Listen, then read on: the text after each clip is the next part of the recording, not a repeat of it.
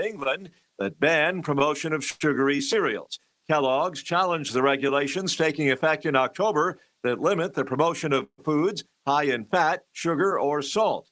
A high court judge rejected the company's argument that the regulations don't take into account the nutritional value of milk added to the cereal. The company does not plan an appeal. Rich Thomason reporting. Governor Gavin Newsom's running for re-election in California, but his latest television ad is airing in Florida. The 30-second spot takes shots at Governor Ron DeSantis and his policies while drawing a contrast with California. Meanwhile, a Florida state official tweeted pictures showing various California homeless encampments and trash-strewn beaches. Breaking news and analysis at townhall.com. On Point Weather is made possible by our friends at Palmetto Citizens Federal Credit Union on 107 The Point. And here's tonight's forecast. Not cooling down much overnight with cloudy skies and a low of just 77. Tomorrow, even warmer with a high of 96 and a 30% chance of more afternoon downpours and storm activity. For the rest of the work week, high temps in the mid-90s, lows in the upper 70s every night as we stay very humid. I'm Brian Leonard with your On Point local weather. WQXL Columbia, W264DF. Grills, outdoor kitchens, fireplaces. Summer sizzle starts with Bart. This is 107 The Point. Please press button now. No, number one. This is Sports Talk with Phil Kornblum, Chris Bergen, and Pat Daniel. Sports Talk is heard across the state on radio affiliates of the Sports Talk Media Network and is streaming live on SportsTalkSC.com, as well as Twitter, Facebook, and YouTube.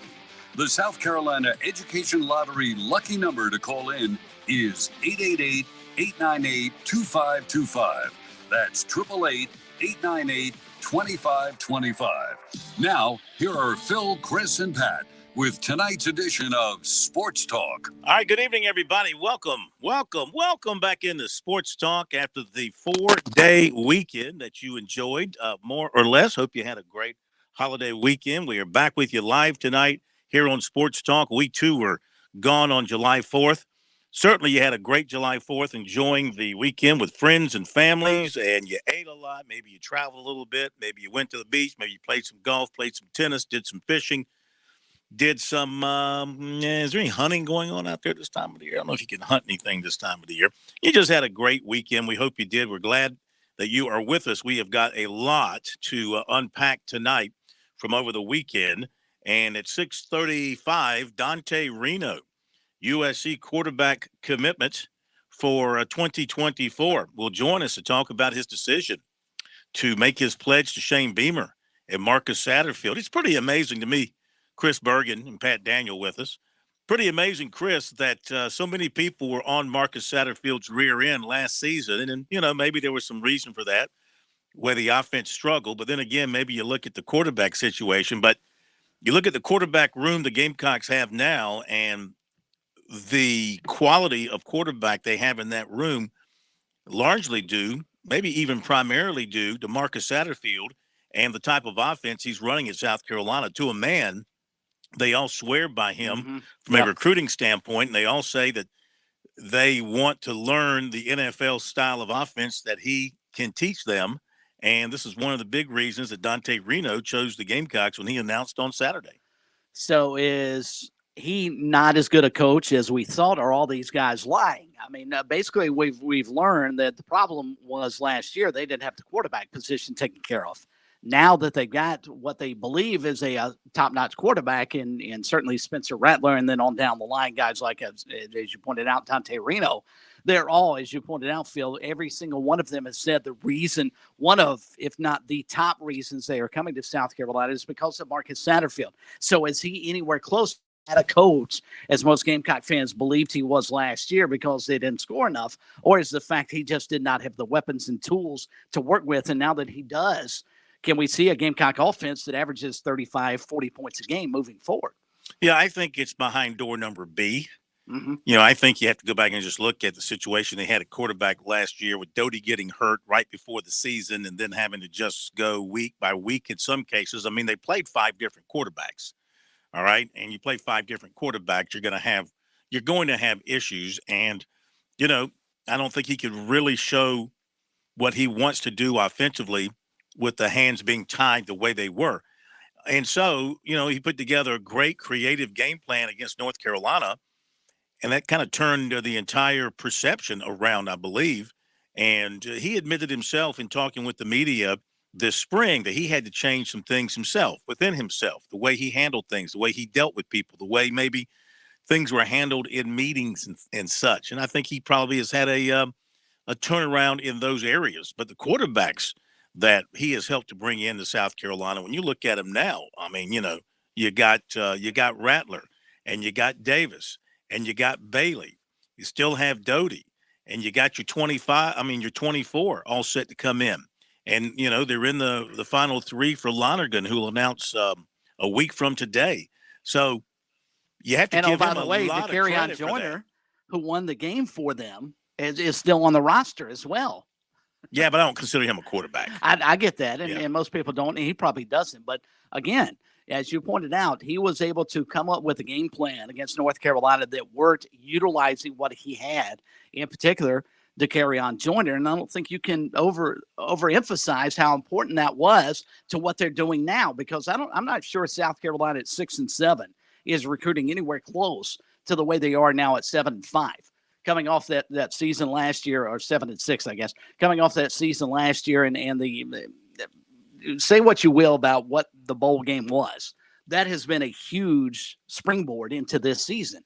And I think it is clearly shown in what they've been able to recruit, not just on the offensive side, but they've locked up some really, really good defensive players as well. And I think a lot of that has to do with DeCarrion Joyner and the game plan they put together to really surprise North Carolina last year in the Duke Mayo Bowl. All right, so I just kind of got off my track there with that, because I was thinking about Reno joining us. By the way, with Dante Reno, we'll have some fun with him. What a pair of names to have that you can use for nicknames, that are already out there. Like, obviously, for Dante, you got your Dante Inferno, right? And then for Reno, you've got what? Reno 911. You got that. And we can come up with some others as well, but that should be a lot of fun. You'll enjoy hearing from this young man. He's very, very mature for his age. And of course, having grown up in a football family with his dad being a head coach at Yale, he knows how to handle himself quite well. And he is all Gamecock, and he is already recruiting for South Carolina and trying to help lure some more players in the 23 class and add some more to him in the 24 class. And South Carolina, of course, had a very good weekend with him, and getting Dontavius Braswell is a bit of a surprise on Saturday, when Braswell had not included South Carolina on his short list, but he ended up picking the Gamecocks because Montario Hardesty never threw in the chips, never gave up on him, continued to recruit him. And I guess maybe being closer to home, maybe there were some other developments with the other schools on his list, whatever the case may be. It all turned out well for the Gamecocks. And then they picked up Jaden Robinson yesterday, and fine-looking linebacker prospect out of Florida. So they've got 2 good-looking linebacker prospects coming out of the state of Florida. Now, they missed on some, and we'll go over all that in recruiting. You're not going to get everybody that you want. They missed on some. Now, Clemson added a huge offensive lineman in Zechariah Owens from McDonough, Georgia. And this guy is 360-some-odd pounds on a 6'7", 6'8" frame. They'll trim him down some and tighten him up some, I'm sure, and they'll have a huge, mobile, athletic offensive tackle to roll out there. They did miss today on a top target in defensive end Keldrick Falk, who committed to Florida State over the Tigers. And then they're on the clock. Their next big one is Peter Woods on Friday, defensive tackle out of Alabama. We'll go over all that in an extended recruiting report coming up tonight, Chris. Yeah, I was thinking I could take probably 45 minutes off. Take a 45-minute nap if you want to. This may set a recruiting record here on the program, considering all you've got to cover from the weekend. There was no holiday. In recruiting. So we'll go over all that. And, of course, the big elephant in the room now for everybody who covers college sports is what's happening with the national landscape, as you had the big shoe to drop last week with Southern Cal and UCLA moving to the Big Ten. Now the Pac-12 today took a step to say that they are going to be reopening or starting up negotiations on a new television contract. They're doing that, of course, as a first step to try and hold their league together and perhaps entice some Big 12 schools to come join them in the Pac 12, or whatever the Pac's going to be when all this is said and done. Then you've got the ACC sitting there, hoping that Notre Dame will join them in all sports, but Notre Dame may be looking at going to the Big Ten or maybe looking to stay as an independent, which raises the question, the biggest, the most marketable schools, the most desired schools in the ACC would be Clemson and North Carolina and Florida State and Miami and maybe Virginia because of Virginia's academic acumen. What's going to happen with those schools? Where will they land if the ACC, believe it or not, hard to believe that we would be back at this point where we're talking about the ACC going away. But I mean, they've got themselves in a situation where they've got a long-term TV deal that runs into the mid-30s now that's not going to pay their teams nearly anywhere close to what the teams are going to get in the SEC and the Big Ten, and the separation between the leagues is going to grow even more, which I guess means these schools are going to be able to afford even nicer facilities and afford to pay the players even more money than the others through their NIL opportunities and things like that. I mean, there's got to be a reason why having this big money difference works to your advantage if you're in the SEC or the Big Ten. So just what is Clemson to do? Does Clemson try to get into the SEC? Does it try to gosh, who would have ever thought Clemson and the Big Ten in the same breath? Not that names mean anything anymore because all geographic barriers have been broken down. What is going to happen? Let's just zero in on Clemson. What are they going to do? I don't know that they can stay in the ACC, Phil. And isn't this ironic that South Carolina and Maryland and Clemson at one point in time all had an agreement, at least if we're to be believed what we were told back in the early 70s, that we were all getting out of the ACC because the schools up in North Carolina were controlling everything, and South Carolina ends up being the only team to leave. And everybody made fun of the Gamecocks because they were out in the wilderness, so to speak, for, 20 years before they landed a full-time home in the SEC. And now you've got a situation where Clemson may be in a situation where we should have gone with the Gamecocks a long time ago. And they may be in a boat where they get stuck. And I can't believe that's the case. But I just don't see the ACC being able to withstand, especially if Notre Dame decides to go to the Big Ten, which I think we all believe will be the case. I don't see how the ACC handles the next round of expansion, because I think they'll lose several schools, including Clemson. I think they've got to go, and I think Florida State will go, and I think Miami will go, and does North Carolina go too? And if that's the case, does that take Duke out of the mix as well? And then what does NC State do? And what do the two Virginia schools do? I mean, there's so much that may happen on down the road within a relatively short period of time that I just don't see the ACC surviving this. Yeah. I just don't. I'm not in the boat that I'm convinced 100%, nowhere near that Notre Dame's going to just move to the Big Ten and call it a day. I mean, I still think they're going to fight for their independence as long as they can get the big dollars from NBC, as long as they can, and as long as they have the caveat that whatever new organization takes control of the college football playoff, there'll be a way for Notre Dame to get into the college football playoff. Now. But if you're Notre Dame and NBC continues to hold your purse strings, can't Fox Sports and ESPN outbid them? I mean, I don't see why Notre Dame is beholden to that NBC contract. I just don't see Notre Dame sticking with what they have moving forward. I actually see them as the next big mover. Well, I think if you're Notre Dame, you stay with NBC because you're the lone property. If Fox and ESPN, they might throw more money at you, but then you're going to be sharing time. And you're going to have to work your games in around their other schedules. With NBC, you're the only show in town when it comes to college football, and you get their prime time slots when it's your home game and NBC is televising it. They put you, if it's a big game, they put you at 8:00 at night or 7:30. Right. They give you the prime time afternoon slot. So, and you're not butting heads with anybody. So, but you're right. The others could come in with a big chunk of money and try and scoop them up. There's been no indication that that's going to happen. All right, so we got that on the table to discuss. I'd like to get thoughts from Clemson fans. What do you think is going to happen with Clemson? And South Carolina fans, I don't know that all this is good for you because, I mean, an expanded SEC or whatever happens with the SEC, adding more teams. Well, obviously they are adding more teams, Texas and Oklahoma, and they may add even more teams. That just makes it more difficult for a South Carolina to climb that ladder again. You take a step up and then you keep having somebody step on you and push you down. I mean, I know the feeling's got to be within the program. Well, we'll just have to recruit better players and get better and climb up. Okay, fine. But you're starting from not the pole position. If you're Alabama or Georgia and you're up there in row 1A and row 1B, all right, you're already ahead of the posse. You're part of the posse. If you're South Carolina and climbing that ladder is going to get more difficult, of course, as these teams are at it.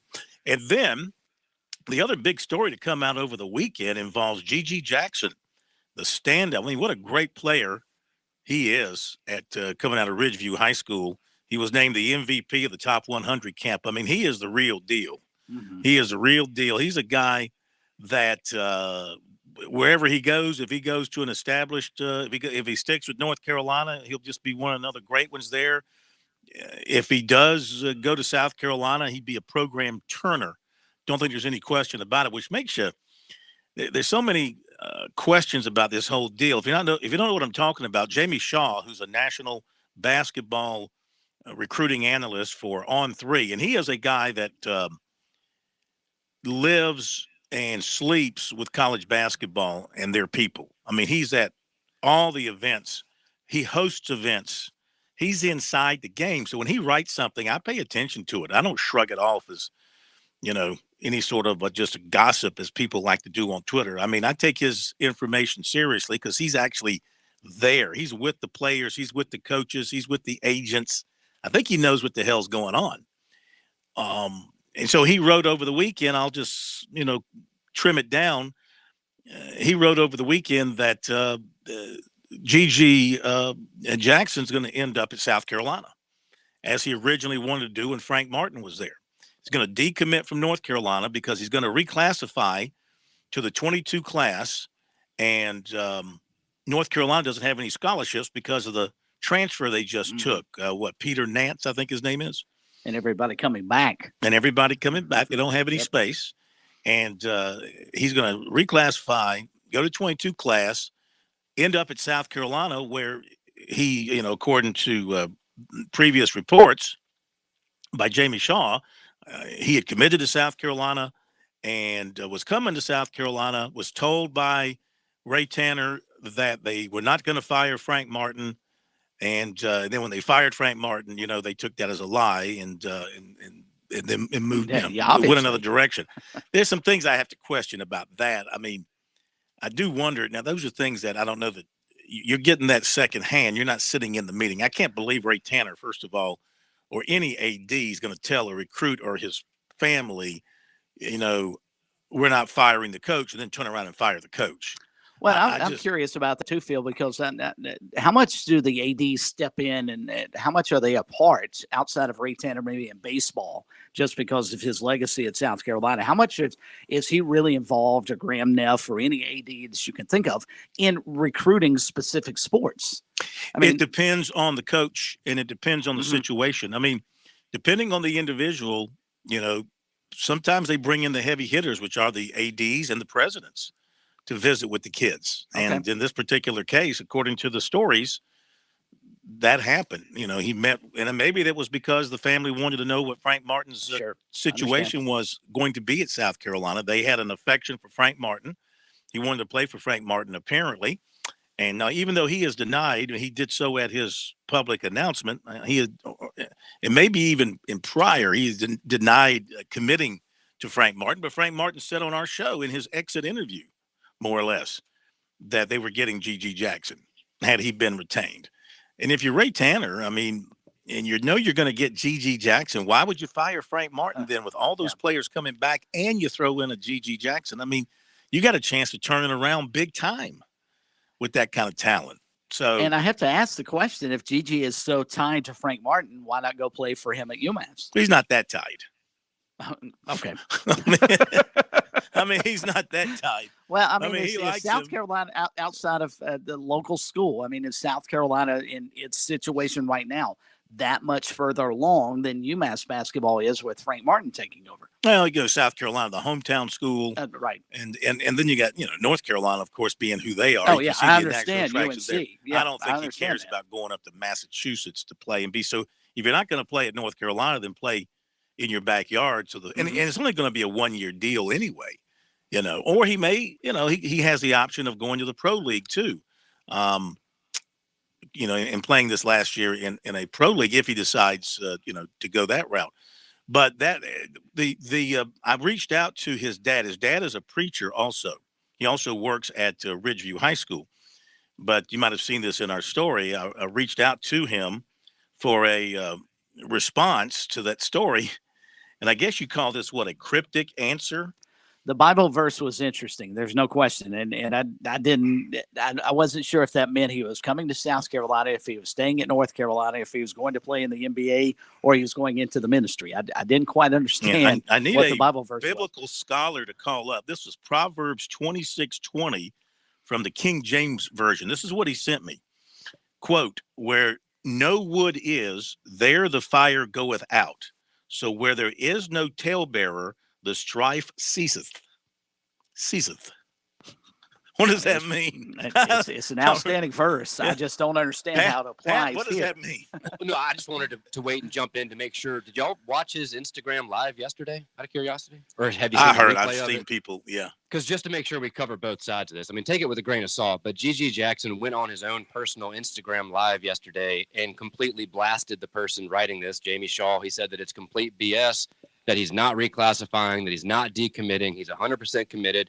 He also, since then on his Instagram, has been essentially recruiting other top 5-star, 4-star type players to come play with him at UNC. So just take it with a grain of salt. But I mean, the young man himself is vehemently denying any of this being true. Well, listen, that's why you have access to social media to do that if you so choose. The only reason I bring it up is because, I mean, again, Jamie Shaw is a guy that travels the circuit. He is there. He's got the ears his ears have got the words of what's being said sitting in those stands while they're watching these guys play. And he's got various connections. He's got strong connections, I think, to the South Carolina program, or he did under Frank Martin. And I guess he still does under Lamont Paris. So, I mean, just the way he wrote the story and the fact that there was no ifs, ands, or buts about it. This is what's going to happen. So, but he did not have any comments from anybody. We'll have to wait and see how it plays out. But that was one of the other big stories of the day. Have we got time to hit the break? We're getting up against it. No, we don't. All right, we'll hold the break over. In the meantime, I'll tell you about our poll question of the week. If you haven't had a chance to get over there to check that out, boy, this one has blown up big time in just a day. A week from today, coveted quarterback Dylan Lonergan of Snellville, Georgia, will announce his commitment decision. Who are you expecting him to choose? His 3 finalists are Alabama, Gamecocks, and Stanford. I put them in alphabetical order with the G for South Carolina because I put a hashtag on there. And so, you know what? It's South Carolina started out with a pretty big advantage. They still have it, but slipping a little bit. 66.9% say the Gamecocks, 20.2% say Stanford, and 12.9% say Alabama. So we'll find out from him and his family a week from today what it's going to be. That's a tough call no matter how you break it down. If you're him, you're also a big-time baseball player. And, you got Stanford with a big-time baseball program, USC with a great history. Alabama's gotten a little bit better. But then football-wise, I mean, Alabama's a national power. Stanford produces quarterbacks. And the Gamecocks, you love the coaches and you love the coaching staff, and you've had a great experience the many times you've been there. I think it's Stanford, Phil. Just judging by what he had to say. When did you become a recruiting guru? Now, I'm just listening to what you said. When he talked about education and academics is a big, big deal for him. And no knock on South Carolina or Alabama, but there's no question which of those three has the best academic program, and to go along with a pretty solid football program and a very, very good baseball program. I think Stanford is going to be his pick next week. Well, okay, Mr. Bergen, on the record. I don't know.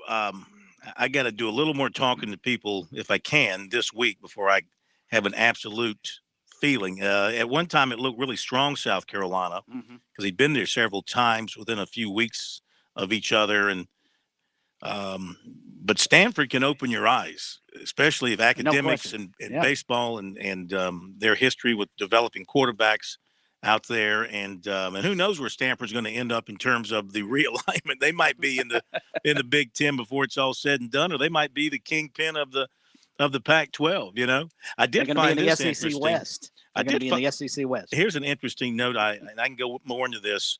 You know, they're talking about the Los Angeles TV market and Southern Cal and UCLA, and I get that. But did you know from the Mercury News regarding Pac-12 television viewing, using 4 million as a baseline because that indicates a big audience, that in 2021 of the games involving Pac-12 teams, there were 5 of them that drew 4 million viewers or more. Oregon was in 3 of those games. No Southern Cal, no UCLA in any of those games in 2021. I mean, you know, now maybe if Southern Cal becomes great again in football, it might turn it, but not right now. Back in a moment. On Point Weather is made possible by our friends at Palmetto Citizens Federal Credit Union on 107 The Point. And here's tonight's forecast. Not cooling down much overnight with cloudy skies and a low of just 77. Tomorrow, even warmer with a high of 96 and a 30% chance of more afternoon downpours and storm activity. For the rest of the work week, high temps in the mid-90s, lows in the upper 70s every night as we stay very humid. I'm Brian Leonard with your On Point local weather.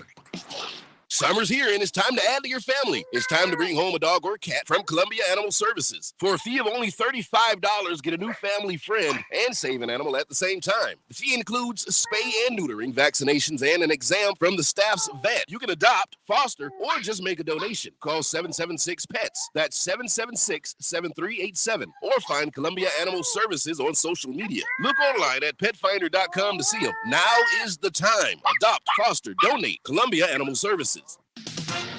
With SRN News, I'm Ron DeRostra. The death toll from yesterday's mass shooting in Highland Park, Illinois, now at 7, over 30 wounded, when a suspected 21-year-old gunman perched atop a building squeezed off 70 rounds from a semi-automatic rifle directed at a crowd below gathered to watch a July 4th parade. He then managed to escape dressed like a woman to blend in with the fleeing crowd. Police captured the man hours later, but so far they say they've got no motive. A day after Russian President Putin declared victory in seizing an eastern Ukraine province essential to his wartime aims, a city in the path of Moscow's offensive came under sustained bombardment. The mayor of Sloviansk reported massive shelling of the city, urging residents to take cover in shelters instead of trying to evacuate. The barrage underscored fears Russian forces were positioned to advance further into Ukraine's Donbas region. This is SRN News. I'm already a big fan of Medicare Blueprint. Tim and his team saved me several $1,000s. They took a look at my health insurance. They helped me get the best possible plan. But not long ago, I reached out when we had a crisis. The big bad insurance company out of nowhere just canceled mom's medicine for her multiple sclerosis. No warning, 30 years, same med, and just like that, gone. Here's the good news. Medicare Blueprint doesn't work for the insurance companies. They work for you. They're local. Imagine me trying to get this fixed, calling some national toll-free number. Outsourced operators never talk to the same person twice. Medicare Blueprint went to work, helped me get mom's meds back, and how's this? Even less expensively than we were paying before. Incredible customer service and local. What a great formula. Oh, and it cost me nothing for their services. Nothing. Whether you're on Medicare or not, my mom is, I'm not. Medicare Blueprint help both of us. Online, it's MedicareBlueprint.com or call them 708-7398. That's 708-7398. When you're a military veteran with over 40,000 organizations trying to help you, it can be hard to find the right information. That's why AARP brings together valuable resources to help you navigate your options. aarp.org/veterans. With the free veteran employment and fraud prevention resources, caregiving tools, and access to discounts, AARP, on a mission to support veterans. Visit aarp.org/veterans today. Have you fallen behind on your taxes and might be facing IRS penalties? Have wage garnishments, levies, or liens? Have unfiled tax returns? You want someone local and qualified. Don't fall for those national spots. Meet with me, Teresa, at Capital City Professional Services, and let me help you through your tax maze. I can help with all your tax resolution issues. There are options to get you back on track. Call Capital City Professional Services, 400-8683. That's 400-8683. You know what? I get asked every now and then, Kev, when you say my guy, do you really have a my guy at Palmetto Exterminators? Well, I really do. Ron Byers is my guy. Do you realize I've been a customer of Palmetto Exterminators for 20 years this summer? That's over the course of 3 homes, longer than my kids have been around. I'm loyal to Palmetto Exterminators for several reasons. First, they do a phenomenal job with pest control for a very fair price. It's just not a concern around my home. They take care of everything from regular visits to termite inspection, mosquito care. This is a company that's been around for more than 60 years serving the Midlands. When they come around, they're clean, they're courteous, and they're on time. Look, it's not just me. When it comes to things like those pesky mosquitoes, Palmetto Exterminators voted best of Columbia in Columbia Metropolitan for their mosquito control. I could have told you that before anyone even voted. What else can you possibly need from your pest control company? If you're looking for someone to help you, look no further than my guy, Ron Byers, Palmetto Exterminators. Online, it's palmettoexterminators.net, or call them 254-5833, 254-5833.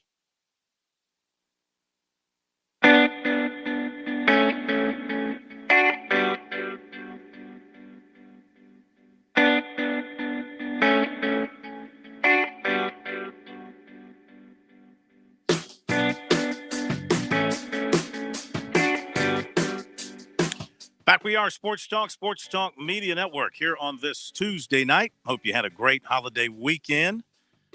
Nice little long weekend, nice little short week. That's the kind of combination that I live for. I want to find me a country with 4-day weekends and 3-day work weeks or something like that. 3-day weekends, 4-day work weeks, whatever it happens to be. That's where I want to be. That's kind of how it felt this past weekend. But it was a busy time if you covered recruiting, and a big day for South Carolina on Saturday as the Gamecocks, they have filled their need for a quarterback in the 2024 class.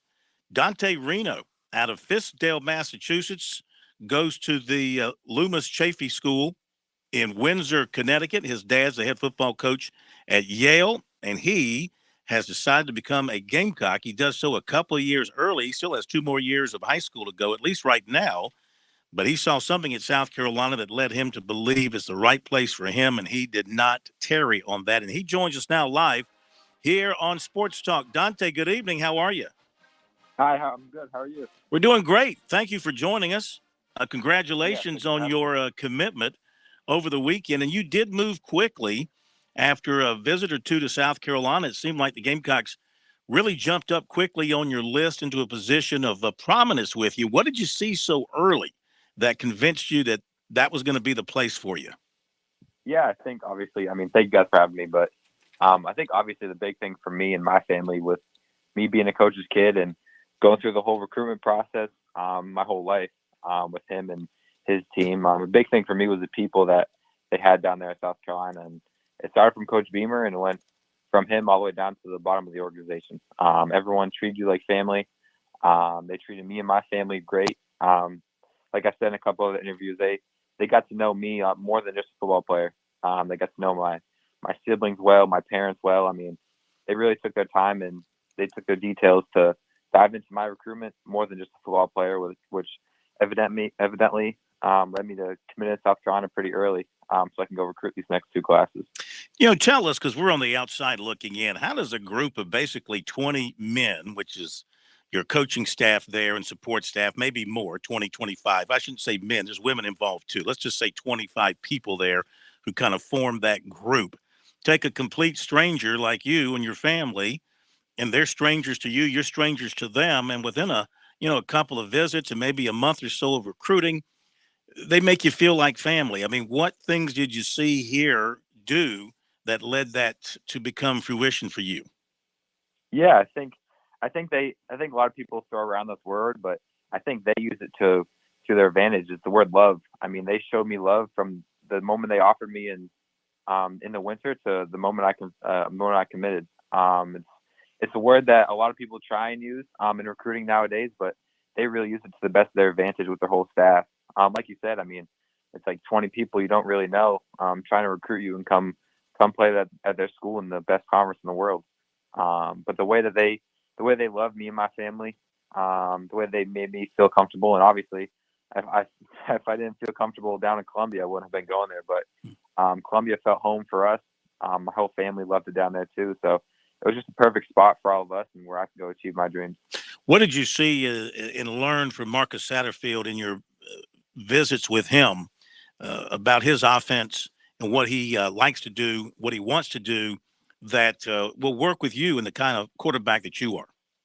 Yeah, I think a big thing for them is obviously in the SEC you got to win. So whatever his personnel is that year, obviously last year you guys all saw with, I think they had 5 different quarterbacks, with what they had to do and how they had to kind of change their offense throughout the year. But a big thing for him is just being able to win at any level in the SEC is going to be a tough thing. But his offense and the way that he's going to structure it around the quarterback and around the playmakers that he has on their team right now, then what he wants to do with me and when I get down there. But a big thing for him is obviously being able to win, especially at that level.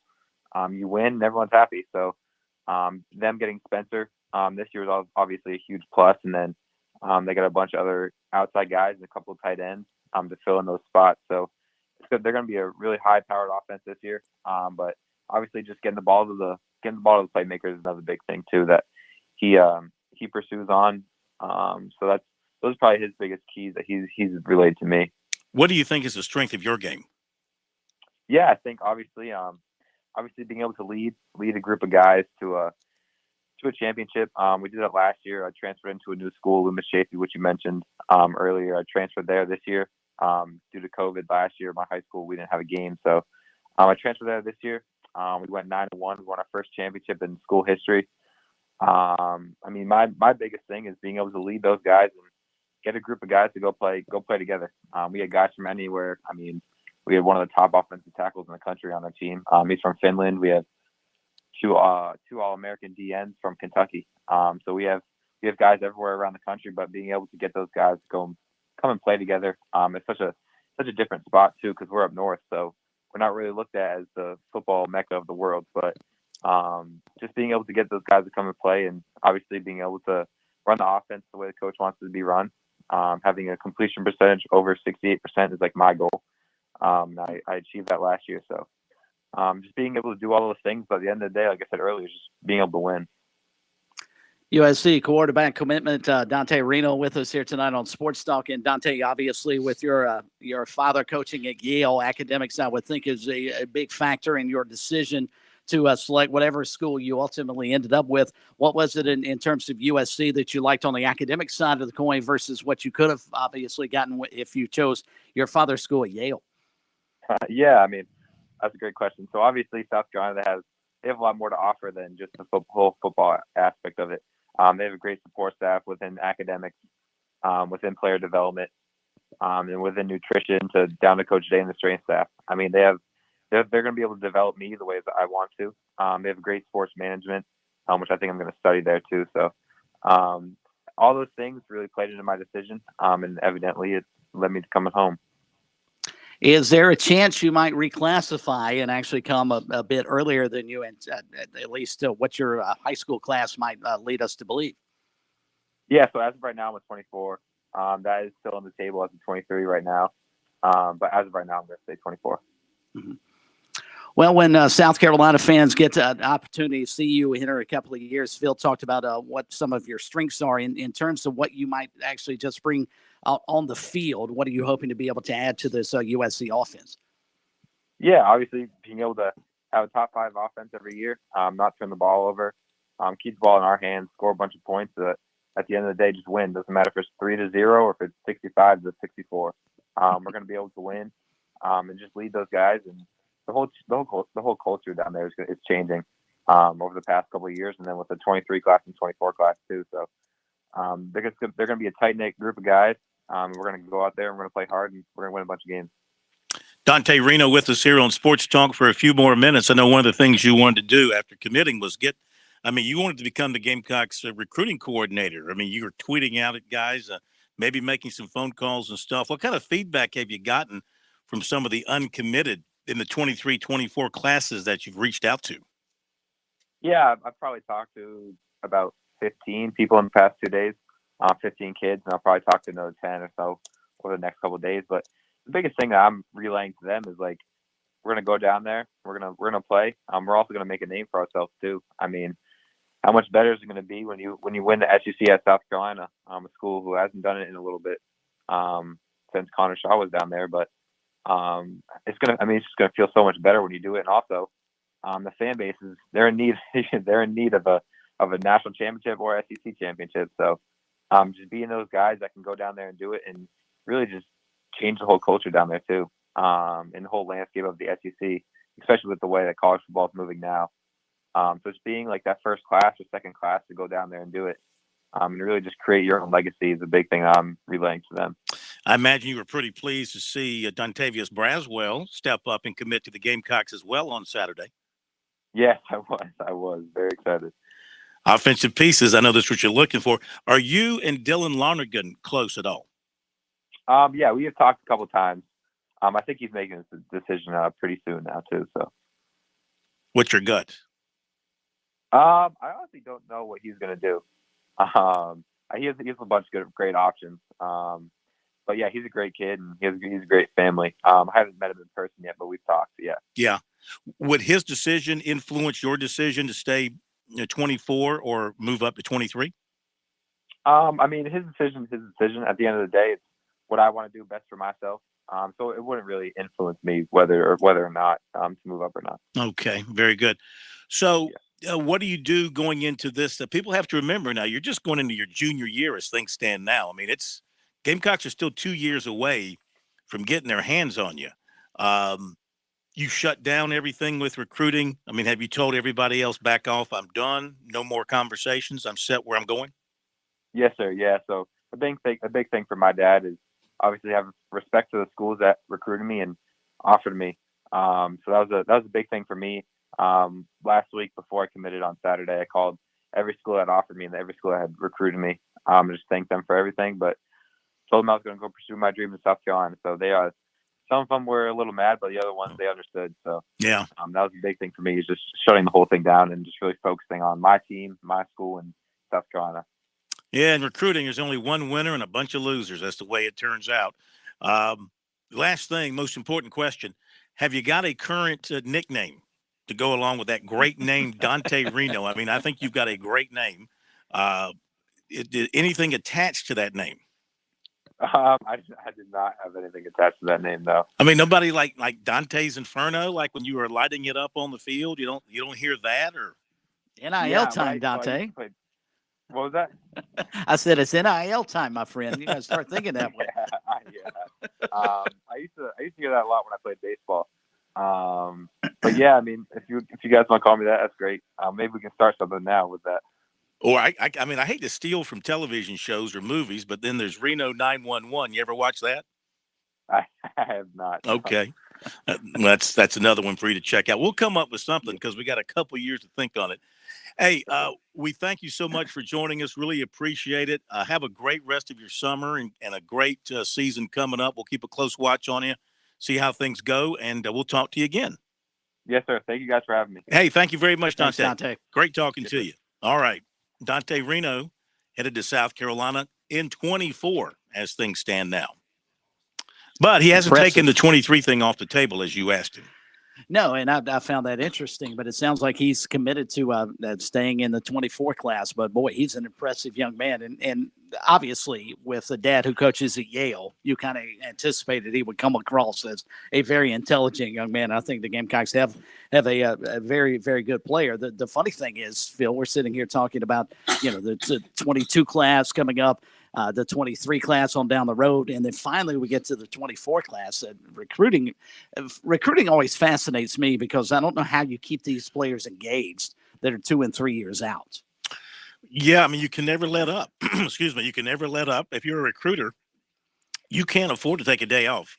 I mean, excuse me. The South Carolina and Clemson coaching staffs, for example, I mean, they're taking vacation time, but there is no vacation from recruiting, because Right. if you're not contacting them, somebody else is, even when they're committed.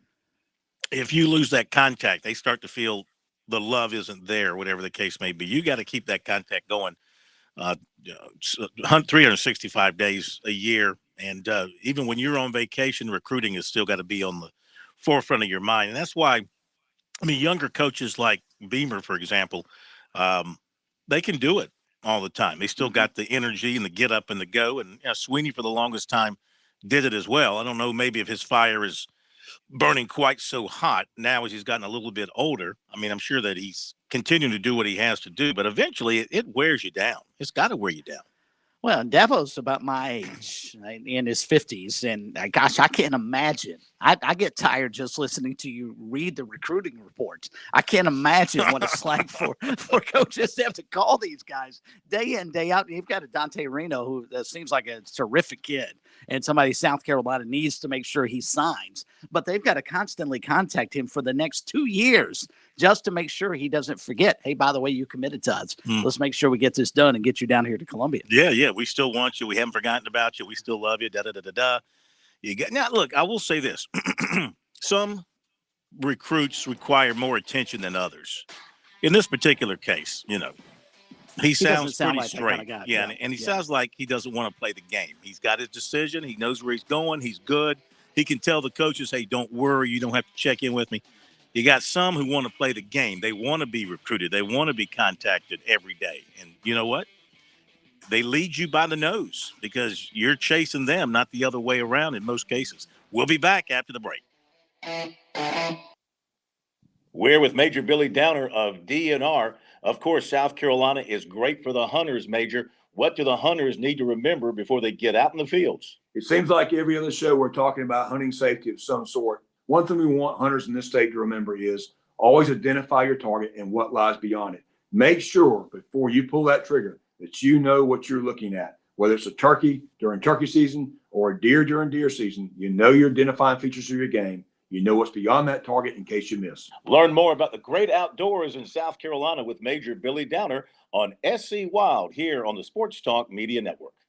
Peanuts and baseball, the perfect pair. There's nothing better than enjoying a bag of crunchy, great-tasting in-shell peanuts washed down with your favorite beverage of choice while cheering on your baseball team. This summer, grab a bag or two of delicious protein-packed Virginia Carolina's grown in-shell peanuts. America's favorite snack and America's favorite sport. A match sure to please. This message is brought to you by Virginia Carolina's peanut farmers. To learn more about peanuts, visit the website aboutpeanuts.com. That's right, aboutpeanuts.com. Enjoy a bag of peanuts today. There was just a lack of Black women, business owners, entrepreneurs, creatives. Growing up, I didn't see that. I figured out that I wanted to be a photographer for women of color. I found my niche and I'm sticking to it.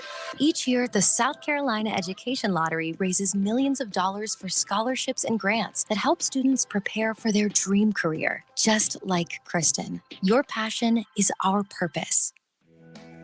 Looking for a summer weekend plan? Catch a Fireflies game at Segra Park this Wednesday through Sunday. Enjoy a White Claw Wednesday tomorrow night, plus bring your dog to the game for Trash the Poop Dog Days of Summer. How about a Budweiser Thirsty Thursday, or maybe a Freebie Friday? Don't miss out on a Saturday night postgame fireworks show or a Sunday fun day with postgame Kids Run the Bases. There's something fun for everyone at the ballpark. Get your tickets now at firefliestickets.com.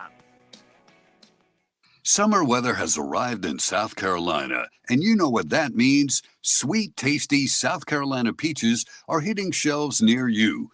Most people tend to think of Georgia as the peach state, but South Carolina is the East Coast's top producing peach state, so we know a thing or two about a great tasting peach. The next time you're in the grocery store or local farmer's market, keep an eye out for those sweet, tasty, certified SC peaches. Discover more about the tastier peach state at scpeach.org.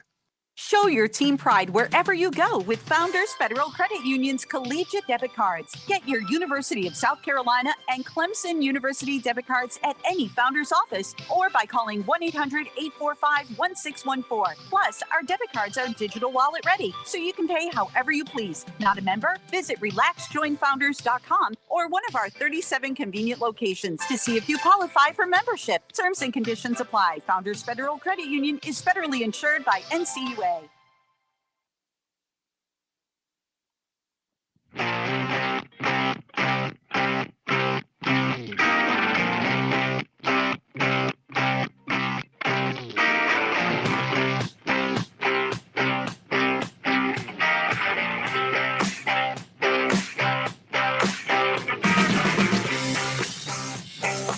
Well, you may be coming off vacation. You may be looking ahead to vacation. If you don't have it all planned out for you, let me suggest that you hit the beach in the remaining months of the summer. And the best way to do that, to get yourself a best place to stay in a great location where you are surrounded by the beautiful Atlantic Ocean and the beautiful trees and the greenery and the golf courses and the restaurants, all there around Pawleys Island and Surfside and Garden City, all up in that area. Give Jimmy Smith a call at James Smith Realty, 843-237-4246, or visit PawleysVacationRentals.com. Just give them a call. Let them listen to what you have to say as far as what you need, and they'll go right to work for you to find you the proper location, whether it's a condo for 2 or a house for 12. If you want to buy something, if you're looking to buy property at the beach to stay down there, and who doesn't want to stay when they go, right? And that's the hardest thing about going to the beach is leaving. They can help you in that area as well. They can get you some dirt. 843-237-4246. That's the number for your perfect beach getaway. PawleysVacationRentals.com. James Smith Realty. All right, coming up on the top of the hour, a full recruiting report coming on the other side. If you want to jump on the program, 888-898-2525. South Carolina Education Lottery lucky number is how you can reach us. Let me give you a few other stories of the day. It's didn't really a story. I just thought this was interesting. So Tyler Williams is a big-time recruit, wide receiver out of Lakeland, Florida. South Carolina, Clemson are two of his finalists. His mother tweeted out the other day. Oh, no. No, this was a good tweet. I mean, from where I sit. With the NIL stuff and all the talk of players going after the money, et cetera, Miss Shan Williams tweeted, quote, "I'm not pimping my child out to the highest bidder. His happiness and growth is far more important. I raised a dog that won't be outworked. So I know the money opportunities are going to come." End of quote. Parents, stop tweeting about your kids. I mean, if you're Tyler Williams, do you really want to have your mother coming to your defense on social media? I mean, come on. Well, I kind of like what she's saying. I don't, because the assumption is, I'm sorry, the assumption made by me, and I guess many others, is that these dogs, these top dogs, are out for the cash before anything else. And I think what she's saying is, my son is not. That's not going to drive his decision. Well, then let him tweet. He's looking at more. He's an adult. Let him handle his recruiting. Stay off social media. The last thing, I mean, if I were a parent, and I'm not, but I can play one here on Sports Talk. If I were a parent, I would do my best to try not embarrass my son or daughter on social media by saying something about their recruitment. That's their deal. That's their opportunity. That's their moment in the sun. Let them handle all of this. Now I would think you would hope that you would guide them, but you don't need to be on social media talking about, I raised a dog and he's going to handle his own. Well, then let him handle his own stuff. I like that word. If he's a dog, if he's a dog, let him go handle his own stuff then. Former USC quarterback and also worked under Steve Spurrier, and former Limestone head coach Brian Turk got a new job. He's going to be at Charlotte working for Coach Healy there, and he is going to be there as the director of player personnel under Will Healy at Charlotte. So Brian Turk getting an opportunity to stay in the coaching business. Good for him. He's a good guy and had some tough times there at Limestone. Did the best he could with what he had. So Dennis Dodd, writing some things today, the Pac-12 board authorized the conference to immediately begin negotiations for next media rights agreements. He said P-12 is already ahead of the Big 12, now moving up the timetable. He wrote, indications are the Pac-12 will begin an exclusive 30-day window with ESPN and Fox. Other bidders can then weigh in after that if a deal isn't done. He says P-12 seems to be leveraging teams and expansion with certainty of media rights now instead of waiting for the Big 12. That's not to say the Big 12 could do the same thing tomorrow and go to market. I'm told the difference, he wrote, in media rights between the Big 12 and the Pac-12 would be negligible. So, again, all this reshaping of the college football landscape continues to happen before our very eyes, which we just did last summer, which we're doing this summer. Will we do it again next summer? I mean, when will it end? And the next summer, maybe the final one we do, because the Power Fives may come up with a situation where we get to 4 conferences that are super conferences in each geographical region. And we go back to your point from last week about the Bear Bryant League and the Joe Paterno League, where we send all the scrub criminal schools, the criminal schools, and then we have the John Wooden League out on the West Coast. And I guess they should probably jettison some schools. Talking football here, they should probably jettison some schools that shouldn't be in that category. Who would we jettison? If you want to get it down to 4 10-team leagues and have 40 teams, maybe. Back in a moment. By the way, before we do what's supposed to happen here, thank you for pushing the button. I thank you. Programming thanks you. America thanks you. WQXL Columbia, W264DF. Grills, outdoor kitchens, fireplaces. Summer sizzle starts with Bart. This is 107 The Point. Breaking news this hour from townhall.com. I'm Ron DeRockstra. The death toll from yesterday's mass shooting in Highland Park, Illinois, now stands at 7, with over 30 wounded after a suspected 21-year-old gunman perched atop a building squeezed off 70 rounds from a semi-automatic rifle at a crowd gathered below to watch a July 4th parade. The suspect then managed to escape dressed like a woman to blend in with the fleeing crowd. On NBC's Today Show, Mayor Nancy Rotering was wondering what the nation's values are. We as a country have to have a very strong conversation with ourselves. I don't know how many more of these events need to occur. We've been talking about this literally for decades at this point. And it's one of those things where you ask yourself, if this reflects the values of who we are, then what does that say about us as a nation? Within the last half hour, the Lake County, Illinois State's Attorney Eric Reinhardt said the suspect has been formally charged with 7 counts of first-degree murder, and they expect to file at least a dozen more charges, such as aggravated assault, aggravated battery, in the coming days. Britain's Boris Johnson's revised his explanation after an ex-civil servant goes public.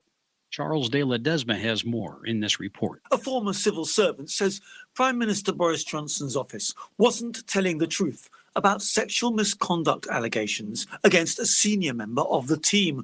Johnson has faced pressure to explain what he knew about previous misconduct allegations against lawmaker Chris Pincher, who resigned as Deputy Chief Whip on Thursday amid complaints that he'd groped 2 men at a private club. The government's explanation has shifted repeatedly over the past 5 days, with ministers initially saying Johnson was not aware of any allegations when he promoted Pincher to the post in February. Charles de Ledesma, London. More news and analysis at townhall.com. Relief Factor, pain relief that's natural, pain relief that works, and pain relief that attacks the source of the pain. That's the experience of tens of thousands of Americans who are taking Relief Factor right now. See their incredible video endorsements at relieffactor.com, and then order your 3-week quick starter pack for just $19.95. That's less than $1 a day. Find out if it can work for you like it works for me by ordering your 3-week quick starter pack today. Relieffactor.com, relieffactor.com. Be the next success story. We tried Dynovite nutritional supplement, and after a couple of weeks, we noticed a big difference. Our little Gizmo's coat was shinier, and there was a lot less scratching and shedding. My dog smelled and scratched constantly. We bathed and sprayed her, took her to the vet, but no results. Now, a little Dynavite in her food helps Bella keep her beautiful coat with no scratching or smell. Happier, healthier with every bite. Over 1 million pets helped with Dynavite. Rescuers resumed the search for an estimated 13 hikers who were still unaccounted for following an avalanche in northern Italy that killed at least 7 people.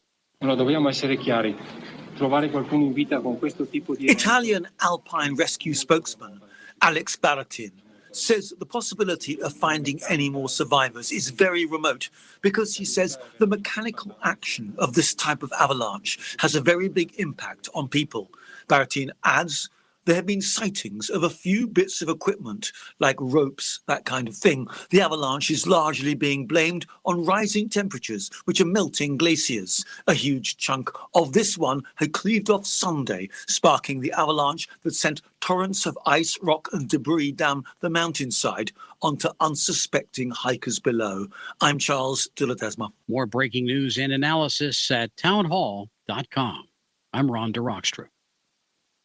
On Point Weather is made possible by our friends at Palmetto Citizens Federal Credit Union on 107 The Point. And here's tonight's forecast. Not cooling down much overnight with cloudy skies and a low of just 77. Tomorrow, even warmer with a high of 96 and a 30% chance of more afternoon downpours and storm activity. For the rest of the work week, high temps in the mid-90s, lows in the upper 70s every night as we stay very humid. I'm Brian Leonard with your On Point local weather. WQXL Columbia, W264DF. Grills, outdoor kitchens, fireplaces. Summer sizzle starts with Bart. This is 107 The Point. This is The Point. Make thepointradio.com.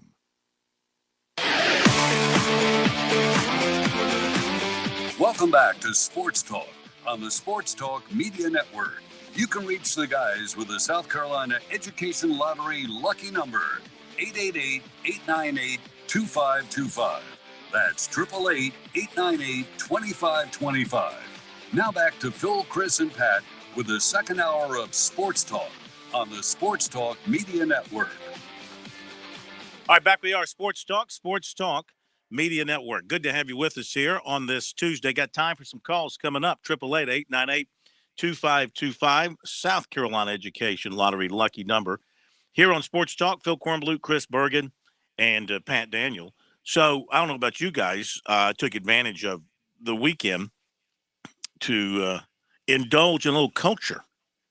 You did. I didn't voluntarily indulge. I mean, that's not something I would volunteer for. But it was actually, sometimes you don't volunteer for something.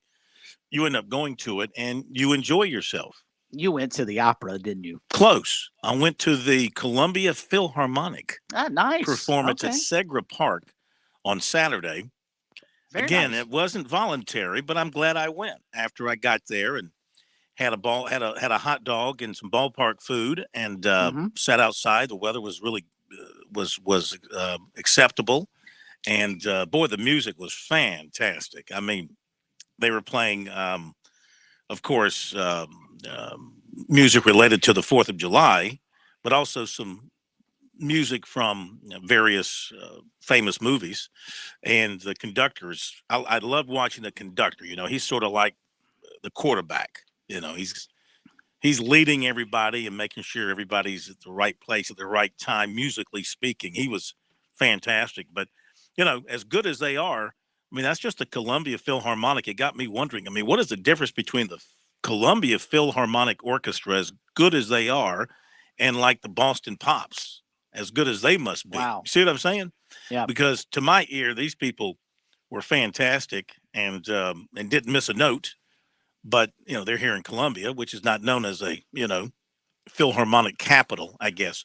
But they did a great job, and the Fireflies and their people, they did a great job putting it on. So that was my my dose of culture over the weekend. How about you? What did you do for culture? Culture, nothing. Actually, saw the. Oh, I know what you did for culture. You went to Buc-ee's.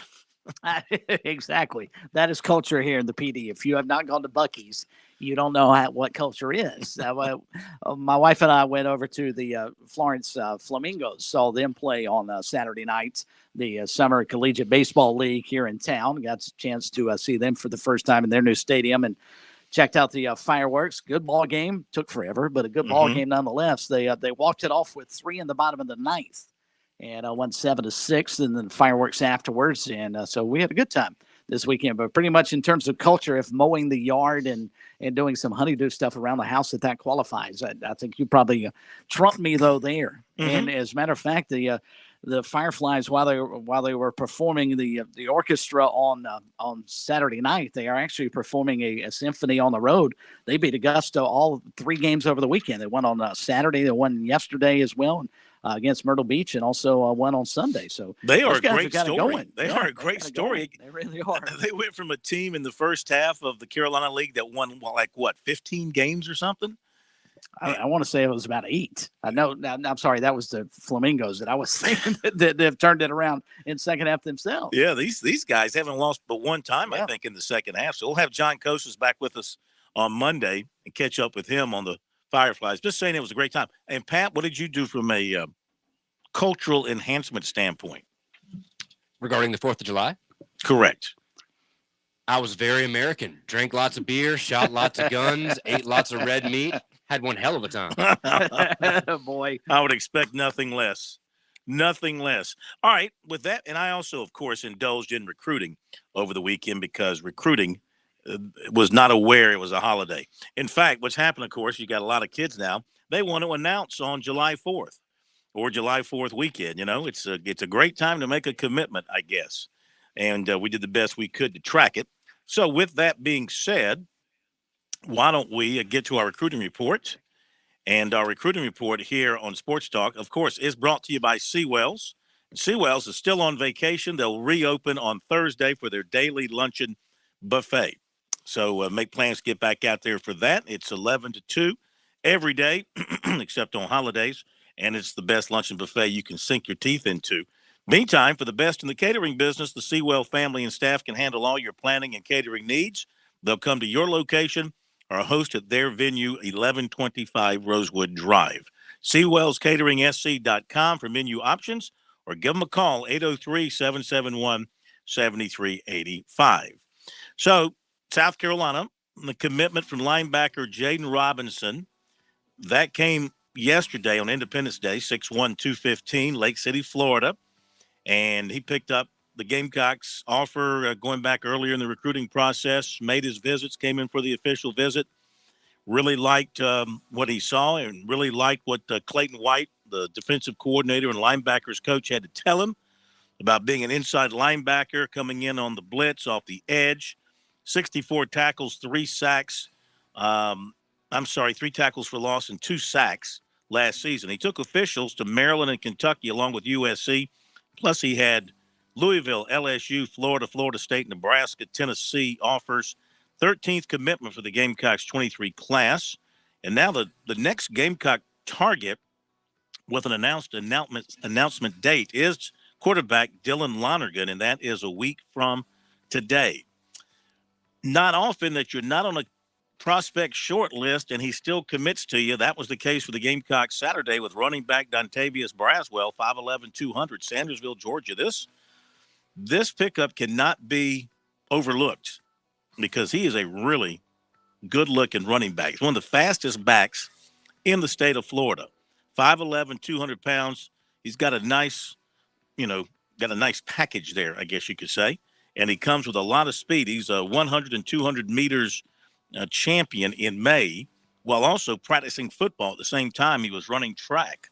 So he did not have the Gamecocks on his reported short list that he put out on June 29th, and that was Nebraska, Alabama, Oregon, and Boston College. In fact, a lot of people had him going to Nebraska. Then, for whatever reason, that didn't happen. And he took official visits to USC, Nebraska, Louisville, and Boston College. He also visited USC for the spring game in April. That was a day after getting his offer. He made a pair of unofficial visits to Nebraska dating back to last season. So he went to Nebraska 3 times. Last season, 1,081 yards and averaged over 13 yards per carry. first running back commitment for the Gamecocks in the 23 class. And also Saturday, as you just heard him, quarterback Dante Reno, 6'1", 215, Fiskdale, Massachusetts, the Loomis Chaffee School in Connecticut. Maybe it's Chaffee, Loomis Chaffee School in Connecticut. He chose the Gamecocks over the likes of NC State, Purdue, Kentucky, Virginia, and Wake Forest. And you heard his story a little while ago and why he chose the Gamecocks. So they've got a very solid starting point there for their 24 class in Dante Reno. Clemson picked up a huge commitment in terms of quantity and quality. Offensive tackle Zechariah Owen, 6'7", 355, out of McDonough, Georgia. He is what we like to say, he is one hunk of a man. He's several hunks of a man. You got a lot of hunks there at 6'7", 355. He made Clemson his lone official visit back in June. Penn State made a push to get him to visit last month. That did not materialize. He made unofficial visits during the process to USC, Penn State, Alabama, Florida State, and Georgia. He also drew offers from Alabama, Penn State, Michigan, Kansas, North Carolina, Colorado, Duke, Arkansas, LSU, Oregon, Pitt, and others. He's the third offensive lineman to commit to the Tigers, joining Ian Reed and Harris Sewell, a pair of Texans. Possible the Tigers could add a fourth. They remain involved with Marquis Anderson, Monroe Freeling, Stanton Rammel, Connor Liu, and Cameron Smith. So I've got to check on Smith. He was announcing a top four sometime today. Got to check on that, and we'll do that in a minute. USC's in the top 10 with defensive tackle Jordan Hall of Jacksonville. The others are Oregon, LSU, Auburn, Southern Cal, Florida, Georgia, Florida State, and Ohio State. Did not make any officials in June. He did make an unofficial to USC the last weekend of the month. He also visited the Gamecocks in January and March. USC's in the final five with wide receiver Carmelo Taylor of Roanoke, along with Virginia Tech, West Virginia, Penn State, and Maryland. He took officials to USC, Penn State, and Virginia in June. Clemson looking for a running back in the top six with running back Christopher Johnson of Fort Lauderdale. With Miami, Florida State, Alabama, Ole Miss, and Texas A&M. He made an unofficial visit with the Tigers June 9th and worked out in their camp. He has not yet been offered by Clemson. Clemson has two targets scheduled for announcements this week. One, defensive end Keldrick Falk of Highland Home, Alabama, and he announced for Florida State today over Clemson. And defensive tackle Peter Woods of Alabaster, Alabama. There you go. There's that guy from Alabaster. You old Alabaster, you. Love that. From Alabaster, Alabama. He's going to announce Friday with Clemson, Florida, Alabama, and Oklahoma, the finalists. I don't know. This one looks like mainly a Clemson and Alabama battle, I would say. Former Tiger target, defensive tackle Darren Reed of Columbus, Georgia, committed to LSU. USC and Clemson target, defensive tackle TJ Searcy, committed to Florida. We mentioned the next scheduled announcement for USC is Dylan Lonergan, July 12th.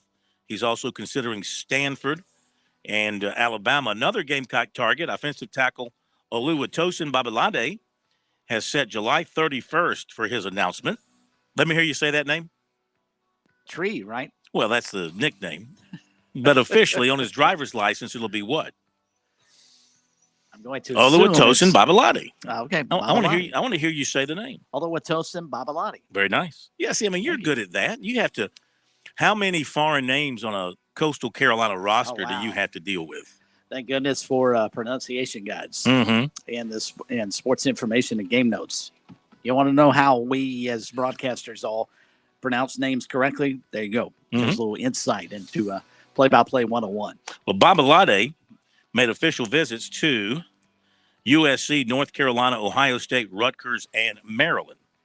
Wide receiver Tyler Williams of Lakeland, Florida, has set September 27th for his commitment announcement, and he has USC, Clemson, Ole Miss, Georgia, and Texas A&M on his short list. USC target wide receiver Jaden Greathouse set July 15th for his commitment announcement. I think Notre Dame is strong in this one as well. In South Carolina, Justin Stepp, from his days at SMU, his ties in Texas, kind of using those to try to generate interest from Greathouse, who did make a visit to South Carolina. And we mentioned earlier, again, the story about G.G. Jackson from Jamie Shaw of On3, citing multiple sources close to the situation, quote unquote, reported Sunday that the 6'9" Jackson, who committed to North Carolina in April, will graduate early and end up at USC, Oregon, or in the G League. You might say Oregon. Why Oregon? Because former Gamecock assistant Chuck Martin is an assistant at Oregon now and is very close to the family. And Shaw suggested in his story Jackson will spend a year at USC before going on into the 2023 NBA draft. Shaw reported North Carolina is out of scholarships for the 2022 class, thus forcing Jackson to go in another direction. And Jackson last week was named the MVP of the top 100 camp. And we told you, reached out to his dad, who's a great guy, and he's a preacher, and he responded with a Bible verse that he sent us. Well, as Pat pointed out, they're on the flip side, Gigi has come out basically and said he's not going anywhere, and he's going to North Carolina. So somebody is way off base. Somebody is off base. Isn't that always the case? I mean, when you got a story citing sources close, and then you got the ultimate source saying what they're saying, somebody's wrong one way or the other. Now, it's up to you to decide as the listener or reader which one you think is right. I mean, I tend to go with the source of the source, which is the ultimate source. Well, and Jamie Shaw, I mean, he's stepping out way on a limb here if he's wrong. I mean, this isn't, a backup long snapper on, Middle Tennessee's team. Oh, man, you just cracked on backup long snappers and Rick Stockstill's team. This is a kid who can make a major difference at a major program. I mean, this is a big recruit. And not a knock on Rick Stockstill in Middle Tennessee. All right, would you prefer I had said Fort Valley, Wayne State? There you go. A little safer. We don't know anybody there, at least at this point. That'll do it. That'll do it for the recruiting report tonight. And it is brought to you by Seawells. All right, we go to the break, and we'll come back and take some phone calls. 888-898-2525 is the number. South Carolina Education Lottery lucky number here on Sports Talk. You are welcome to join in. Share your thoughts with us on anything you've heard tonight, anything over the weekend in the sports world in particular. And this was going to drive us here for a while longer. The changing landscape in college sports, in particular college football, when the dust is settled this time around, what's it going to look like? And is it going to be for the better for all? We shall see. Back in a moment. Peanuts and baseball, the perfect pair. There's nothing better than enjoying a bag of crunchy, great-tasting in-shell peanuts washed down with your favorite beverage of choice while cheering on your baseball team. This summer, grab a bag or two of delicious protein-packed Virginia Carolina's grown in-shell peanuts. America's favorite snack and America's favorite sport. A match sure to please. This message is brought to you by Virginia Carolina's peanut farmers. To learn more about peanuts, visit the website aboutpeanuts.com. That's right, aboutpeanuts.com. Enjoy a bag of peanuts today. Your home is where your memories live. It's where you laugh and where you love. We understand the importance of the valuables under your roof, tangible and intangible alike.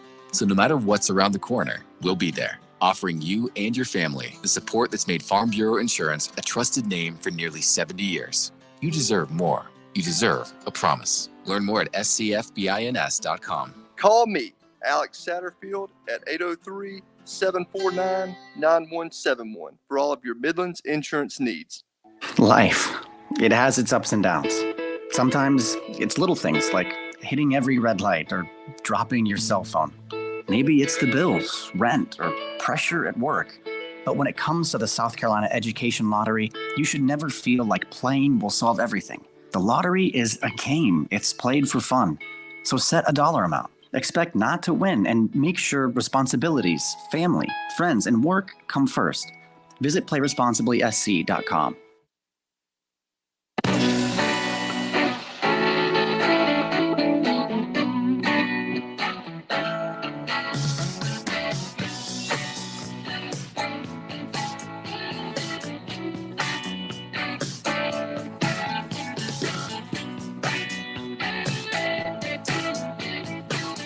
All right, back we are here on Sports Talk.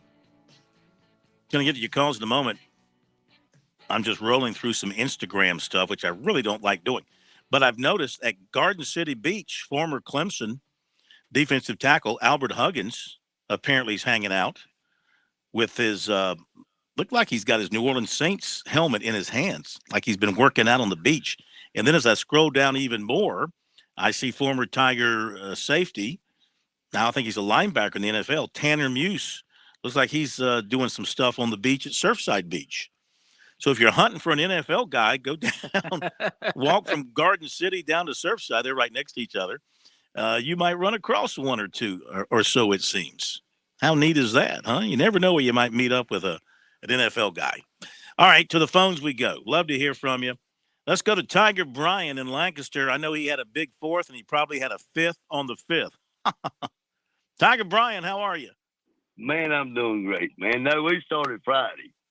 We started Friday, and we're going through the night. Well, you got to warm up. You got to do your warm-ups. You got to get warmed up. You got the pre-party. You got the post party. Right. Then you got the party. Then you got the post party to calm down. You know what I mean? Understand. Hey, Corn, does somebody write what you be talking? So you said the man got a baggage. Then you said the next recruit man, oh, he's all hooked, man. Come on now. I thought you might be. Get your mind out of the gutter. Get your mind out of the sewer. Come on. Let's rise above. Rise above. I'd like, come on, going. But no, I'm gonna tell you what. Hey, I think everybody talking about Clemson is about ACC being in trouble. Look here, they talking about Clemson go to the SEC. Look, who we beat for national championship on SEC? The top dog in the SEC, Alabama. Mm-hmm. It'd be best thing for us to be in the SEC. I'm calling it right now. You're all for it. I ain't saying we'll win national championship every time, mm-hmm. but hey, we'll be in the top. It'll be Alabama, Clemson, Georgia. I don't care about the rest of them. Well, I don't see how playing in the SEC, moving in the SEC, guys, can hurt Clemson in any way. How can it hurt Clemson? Clemson, we'll take them to school. Yeah. We done it. Mm-hmm. I mean, we done it. Mm-hmm. Come on now. Yeah. I don't see how it can hurt them. Nick Saban, he ain't going to stay there forever. When Alabama loses Nick Saban, they ain't going to get Dabo. Hey, they're going to be a Tennessee or Kentucky. That's what they'll be. 8, 9 year, 9-win team. There ain't going to be no national. No. Well, I mean, I think it depends on who they replace him with. If they stay inside their program or they go outside and bring in somebody new. I mean, look, Alabama, even with their down years, Alabama is still Alabama.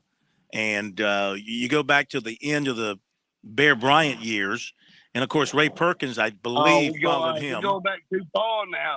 Well, Ray Perkins, didn't do – he didn't – Go back Danny Ford days. I ain't saying about Danny Ford. No, I'm talking about coaches, though. I'm talking about coaches. I'm talking Danny Ford's coach won national championship. Come on now. Don't be going back to No. I'm just talking about Alabama and their history. And I'm thinking about, after Bear Bryant, they were down for a little while until they hit on Coach Stallings, and Coach Stallings won a national championship. And then after Stallings, how many coaches were there between Stallings and Saban? That's what I'm talking about. Come on now. So I don't remember. Yeah. I don't remember off the top of my head. Dabo's going to be at Clemson forever. I'm not suggesting otherwise. No, not at all. I'm not suggesting otherwise. Why he'd be foolish? Why would he want to go replace, the absolute legend? He can't improve on anything that Saban has done. Just like you don't want to be the guy that replaces a Sweeney. I mean, who's going to be able to go in and improve? You want some time to elapse. I mean, Sweeney was able to – he didn't have to follow Ford, and so he didn't have to deal with the Danny Ford aftermath. There was a good gap of time there. You want a little gap of time between, following a legend, whether it's Sweeney or whether it's Saban.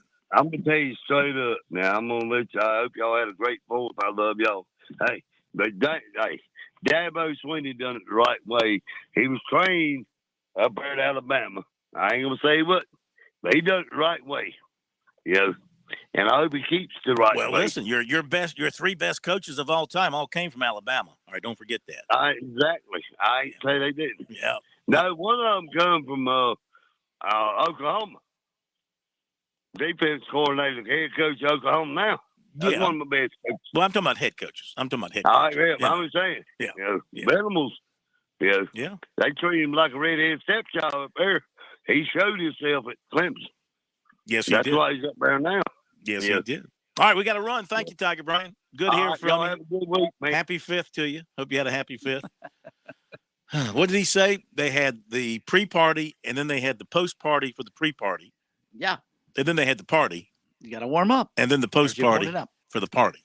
So And to answer your question, there were 5 coaches between Stallings and Saban. Can you name them? It took them. Can you name the 5? I pulled it. I could not off the top of my head, but I pulled them up on Well, how many Wikipedia. How many coaches were between Bryant and Stallings?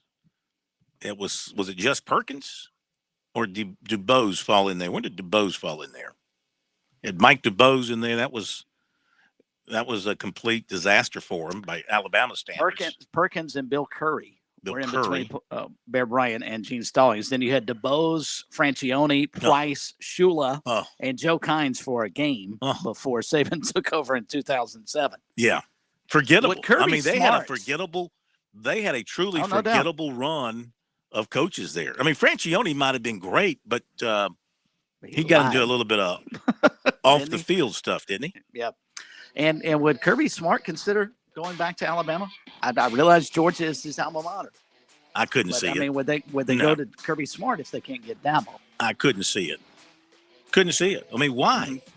If you're Kirby Smart or if you're Dabo Swinney, the question is why? I mean, you're making and Clemson's made it very difficult for Dabo to go anywhere. True, right? With his with buyout and everything, made it very difficult. All right, we'll continue with your phone calls coming up here on Sports Talk.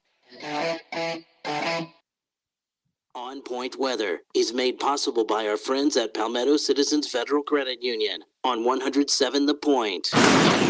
And here's tonight's forecast. Not cooling down much overnight with cloudy skies and a low of just 77. Tomorrow, even warmer with a high of 96 and a 30% chance of more afternoon downpours and storm activity. For the rest of the work week, high temps in the mid-90s, lows in the upper 70s every night as we stay very humid. I'm Brian Leonard with your On Point local weather. Honey, did you see the gas prices as you drove home from work today? I did. They are getting ridiculous. Good thing for us, we don't have to go anywhere to get our medicine. That's right. Ever since we switched to True Pharmacy, they have delivered all of our medicine for free. Not only that, every time we buy anything at True Pharmacy, including our prescriptions, we get loyalty points. Aren't those great? We get to use our loyalty points to buy other over-the-counter items. Yes, this month I used them for our multivitamins. I sure am glad we switched to True Pharmacy. True Pharmacy, 2 locations to serve you, West Columbia and Columbia on Divine. With SRN News, I'm Ron DeRockstra. The Lake County, Illinois State's Attorney Eric Reinhart says the suspect in yesterday's mass shooting at a July 4th parade in the Chicago suburb of Highland Park has been charged with 7 counts of first-degree murder, and they expect to file at least a dozen more charges in the coming days. British Prime Minister Boris Johnson clinging to power after 2 of his most senior cabinet ministers quit, saying they'd lost confidence in Johnson's leadership amid the shifting explanations of his handling of a sexual misconduct scandal. Johnson's Treasury Chief and Health Secretary resigned within minutes of each other today, costing number 10 the support of the men responsible for tackling 2 of the biggest issues facing Britain, the cost of living crisis and surging COVID infections. On Wall Street, the Dow was down 129 points at the close. The NASDAQ was up 194. This is SRN News.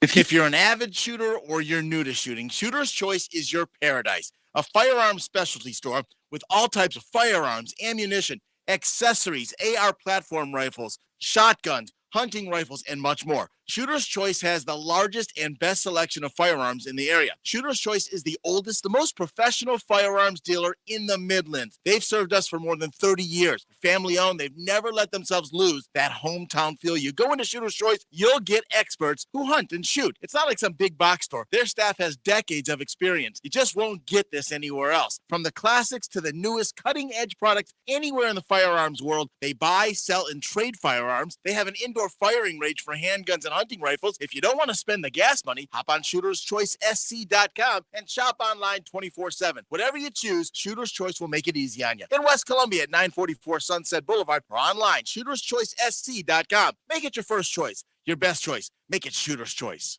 The most dangerous appliance in the house is the clothes dryer. There's no bigger fire hazard than a dryer not working properly. I'm Patrick with Dryer Vent Wizard in Lexington. Is your dryer taking more than one cycle to dry clothes? It's more than cleaning out a lint trap. Dryer Vent Wizard helps with fire prevention, avoiding mold and mildew, saving energy, which saves dollars and extends the life of your dryer and even your clothes. Dryer vents are all we do. Online, it's LexingtonDryerVentWizard.com or call us today, 693-5357. That's 693-5357.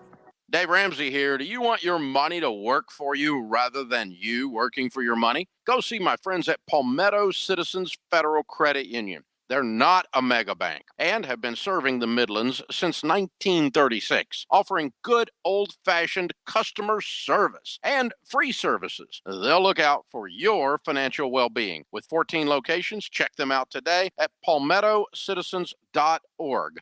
Federally insured by the NCUA. Let's see, if something costs less, but people are happier with it, that sounds like something to look into, and that's MediShare. Maybe you've heard switching to MediShare to pay for healthcare can save the typical family $500 a month, and that's huge. But it's also true that people are way more satisfied after making the switch, too. The customer satisfaction rate for MediShare is double that of the typical health insurance plan. Double. MediShare works. It's been around for more than a quarter century, and members have shared more than $3 billion of each other's bills. People love having telehealth and a huge nationwide PPO network. So, yeah, you can save a ton and like it better. Imagine being happy with how you're taking care of your health care. So if you're self-employed or part of the gig economy, or you just want a plan you're happy with, you can call right now and get a price within 2 minutes. A very, very smart use of 2 minutes. Here's the number you need. 877-26-BIBLE. That's 877-26-BIBLE. 877-26-BIBLE.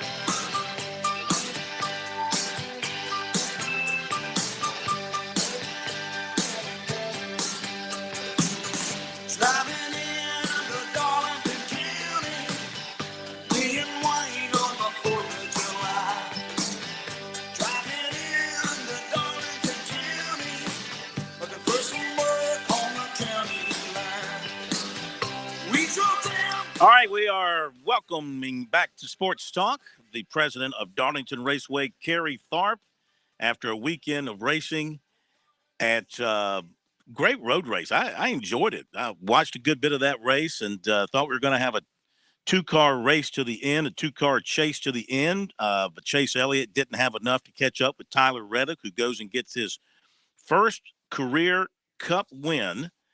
This was up at Road America in Elkhart Lake, Wisconsin. Looks like a beautiful place. A little over 4 miles long, the entire track. Welcome, KT, to Sports Talk, and we welcome another winner this year, another young man getting his first career victory, and another driver clinching a spot in the playoffs. Absolutely, Phil, and happy post-4th of July to you guys. But, Tyler Reddick becomes the 5th first-time winner this year and the 13th different winner in the season. And so, we're getting close to that 16 number for the which cuts the playoff field. But I was really happy for Tyler. He's a great guy. He's kind of paid his dues. Won a couple of Xfinity championships, and he's now with Richard Childress Racing, and he's kind of knocked on the door early part of the season. Then his season kind of went quiet for about a month or so, and for him to get the win at Road America was a big deal. It secures his spot into the playoffs and gets one of the Richard Childress Racing cars into the big show, and that's a big thing for Tyler and that race team. Absolutely. So there's 13 with a win. That means there are 3 in the top 16 without a win, and Christopher Bell is one of those. He's sitting on the cut line with Kevin Harvick behind him. Here's Kevin Harvick. He was one that dropped out of the playoffs with the results from yesterday or Sunday. Got to get my days right. So now the pressure really starts to build. We're into July, the hot month of July. And basically, you've got about 2 months left to get it done, to get into the playoffs before we get to Darlington. You're absolutely right. And, you look at a guy like Kevin Harvick, who you would think would get into the playoffs even on points. But, that's not a given. And especially if we get another winner out there. And I still think a guy like Martin Truex Jr. is going to win a race. You're coming up to Atlanta this weekend. Excuse me, it's kind of a crapshoot, the way that they've got that track configured now. But, a guy like Kevin Harvick, former champion, I think it was 2 years ago, he won 9 races. He hasn't won a race in almost 2 years. And I think it's going to take a win for him to get in. I don't think he's going to get in on just points. Another guy that I think is going to get a win is Ryan Blaney. So that would put you, if you add Truex and Blaney, that puts you at 15. And you may only get one in on points, and you could get another, winner at a place like Daytona or Watkins Glen or even Atlanta or the Indianapolis road course coming up. So, I think the best way to get into the playoffs is to win.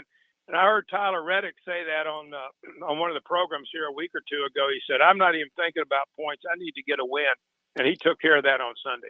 What about down the list? You mentioned some of the guys that you think, a couple of those guys are already in the playoffs. And then you mentioned Harvick. But as I look at some of the guys who are right now outside the cut, who could maybe win a race, you might have a Bubba Wallace who's had his moments this year. There's Brad Keselowski, who's having a terrible year, but with his history, you would think that he's a great driver. He's a champion. Yep. He would think that somehow, some way, he would fall into a win. Maybe he just can't fall into wins anymore. Yeah, this new car has opened up a whole new avenue for drivers to get victories. I think it's really leveled things out. I mentioned 2 guys who I think will get a win before the regular season. That's Truex and Ryan Blaney. But you could also look at a guy like Christopher Bell. He's had a pretty good season. You go to a place this weekend, Phil, Atlanta, where they've really kind of changed the dynamics of that racetrack.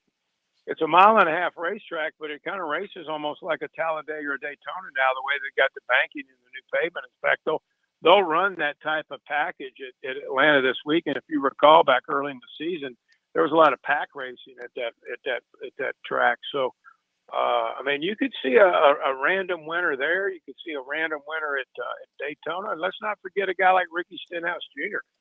He runs very well at these what you used to call plate tracks, and so does Bubba Wallace. And so, it's not out of the question that you could have 16 winners, and then that means the only people that are getting into the playoffs are the ones that have won a race.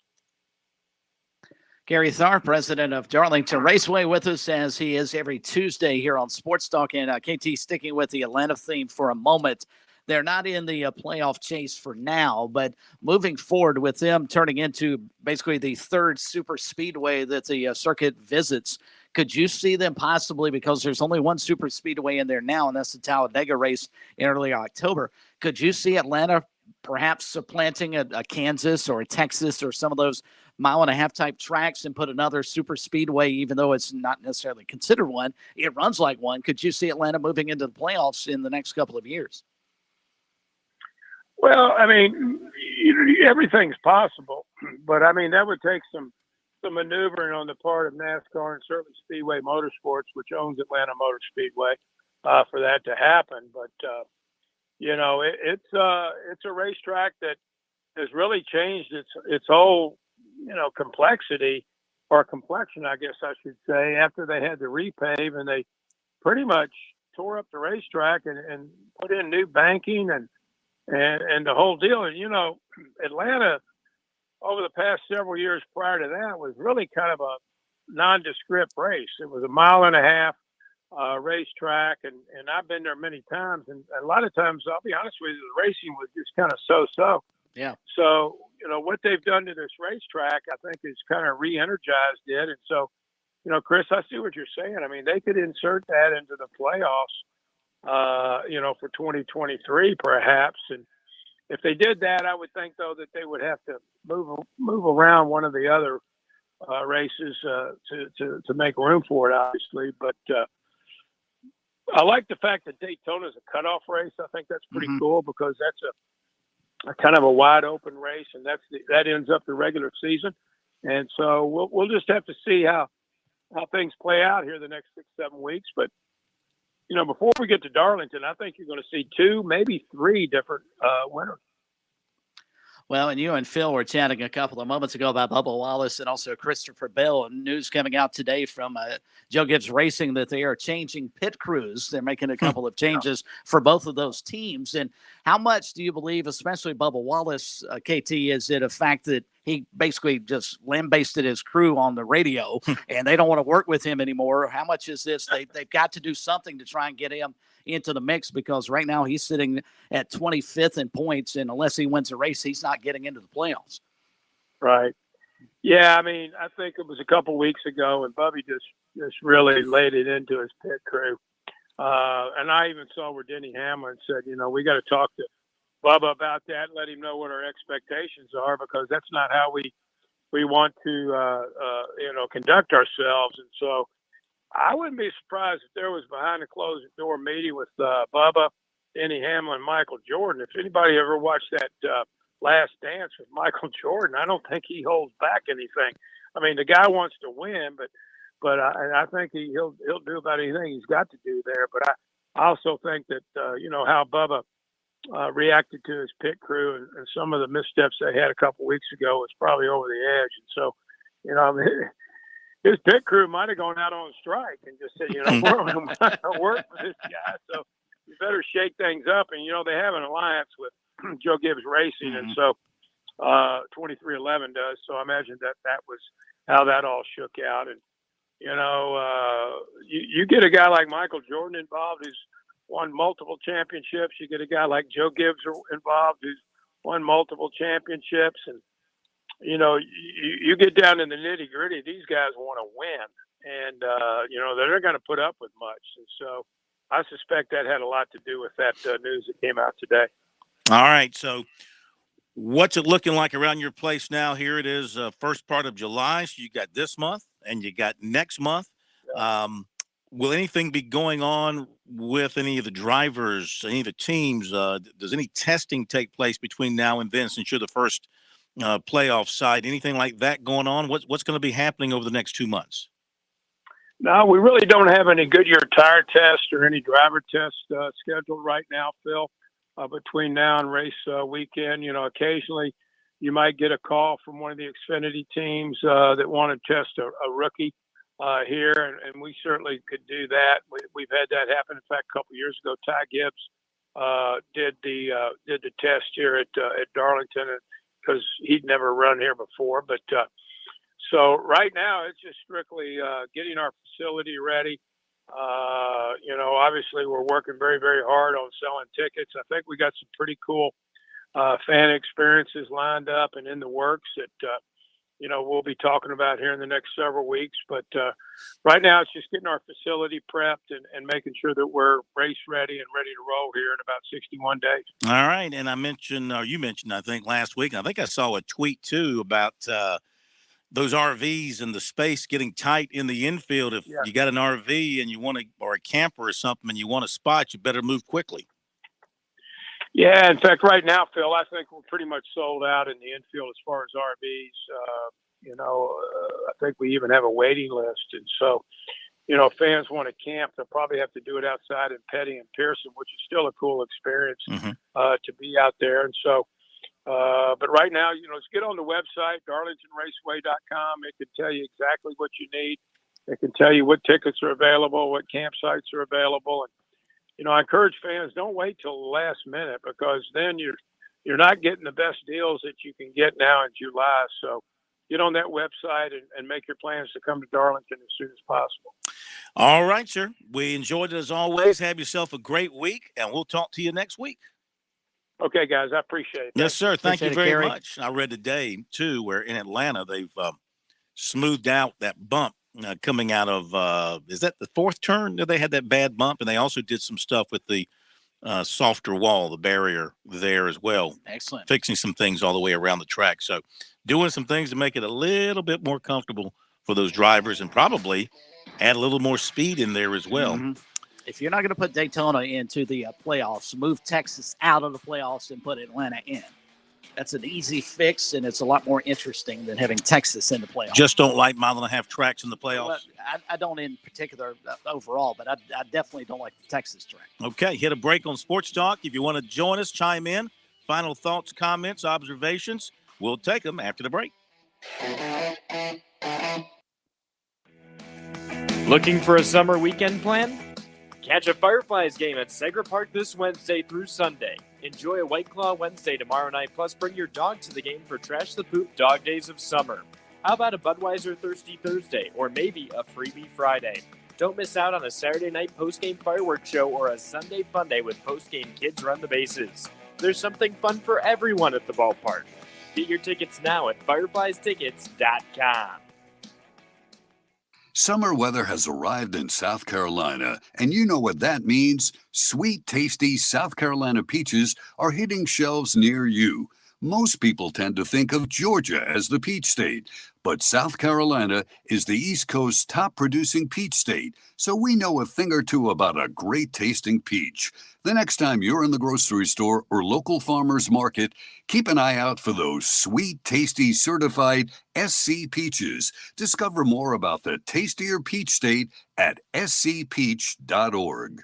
I'm attorney Jim Corbett. I love sports, and I've helped people for over 30 years. Contact me at jim@jimcorbettattorney.com when the insurance company won't pay your claim or you have complicated issues. Some other business causes your business to lose money, jim@jimcorbettattorney.com. When you lose a relative and find out you got cut out of a will or don't get what was promised. When you have serious injury, like from a wreck or mishap or on the job, jim@jimcorbettattorney.com. Yeah, you know what it is. Black and yellow, black and yellow, black and yellow, black and yellow. Yeah, you know what it is. Black and yellow, black and yellow, black and yellow, black and yellow. Yeah, you know what it is. Everything I do it big. Yeah, screaming last night when I pulled up. Braves up 5-1. Phone number 888-982-2525. South Carolina Education Lottery lucky number. And since 2002, more than 2.1 million lottery-funded scholarships, such as Life, Hope, and Palmetto Fellows, have been awarded to South Carolina students. Learn more about the lottery's impact at sceducationlottery.com/educationwins.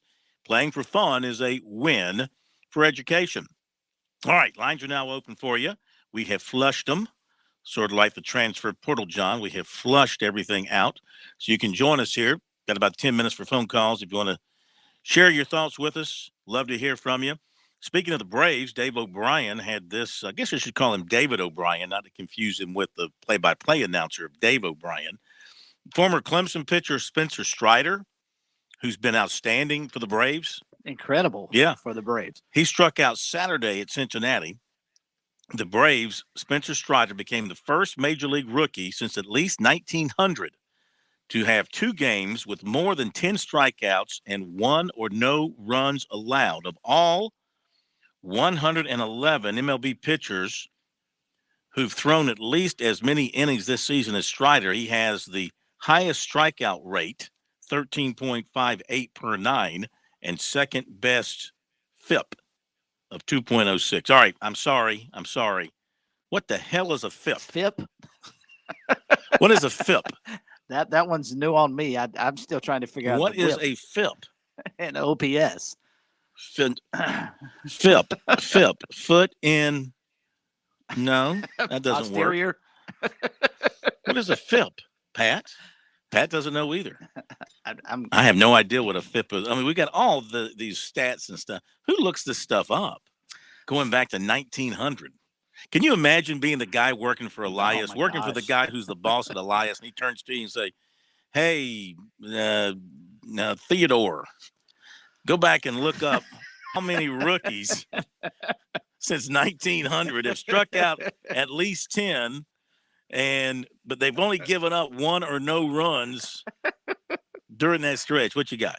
That is fascinating. I Excuse Googled me, it Pat. out of curiosity. No, you're fine. It's a FIP stands for Fielding Independent Pitching, which is a metric to check on a pitcher's performance. It measures different events under the pitcher's control, such as walks, strikeouts, and home runs. Some reports pronounce it FIP or HIP or DIP instead of spelling out the letters in abbreviation. Now, what that means, I have no idea. I just thought it was interesting that, Phil, the first place you go for nerdy names is Theodore. It just popped into my head. I apologize to every Ted out there listening to us. But I just never heard of a FIP. There's a lot of things when I look at baseball stats that I do not understand or know. I still don't know what a whip is.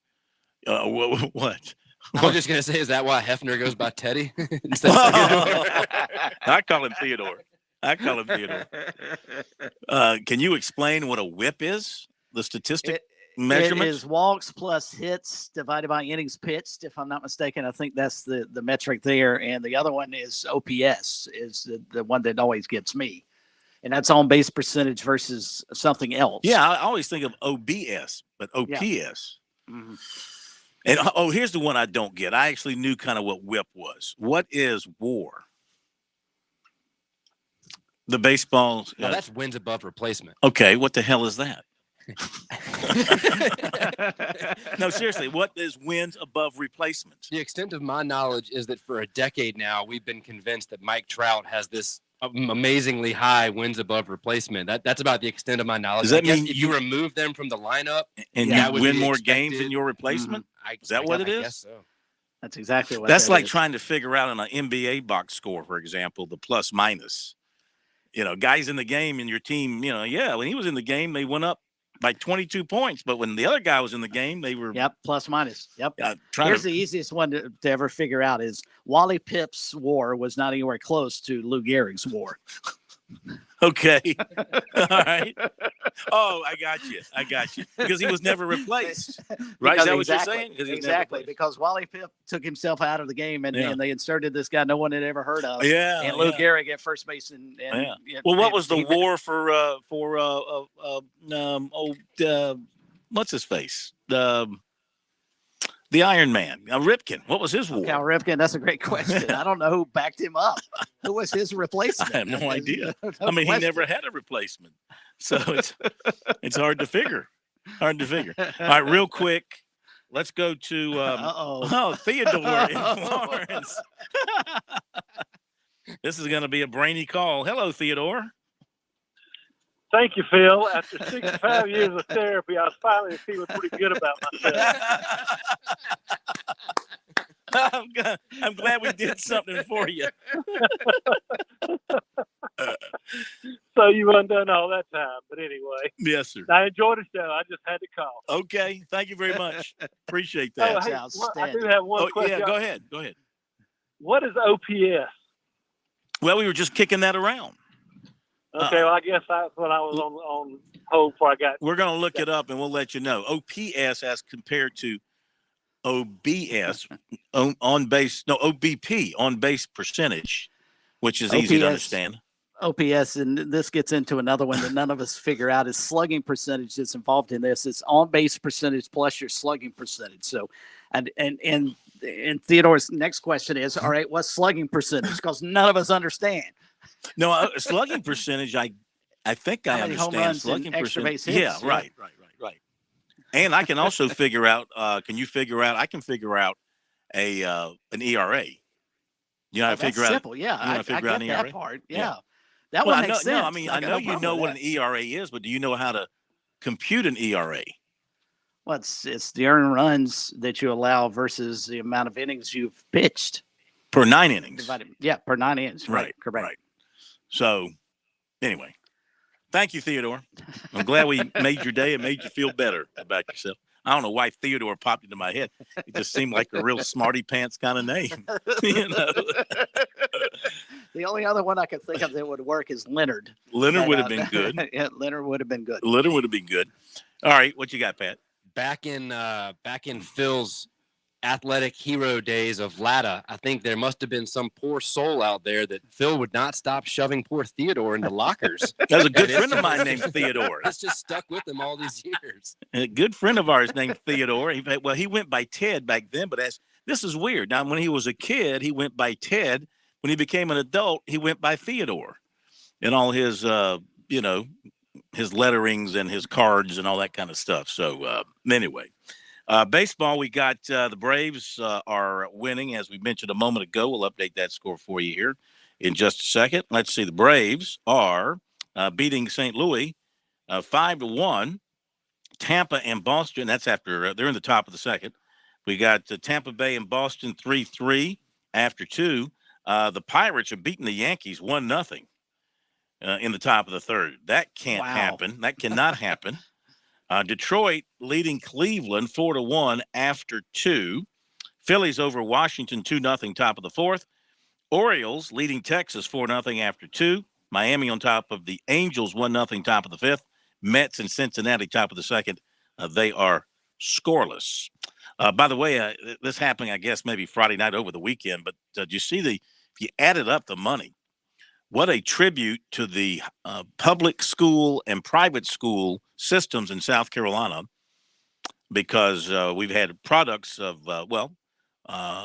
each who cashed in big in the NBA over the weekend. John Morant with Memphis, and Zion Williamson, who was both a private schooler and a public schooler. How do you pay Zion as much as you're paying him? It makes zero sense. The guy hasn't played. It's about potential. It's about what he might do. I mean, let's face it, when he's healthy and in shape. When is that? He had 1 year. He played, 85 games, I think, and averaged 27 points a game. I don't know, where does he get that from? I mean, I know he gets a lot of stickbacks and dunks, but he shoots the three remarkably well for a guy his size. Okay, that'll do it for all of us here and Theodore. Thanks for being with us. We hope you have a great night. We'll see you tomorrow.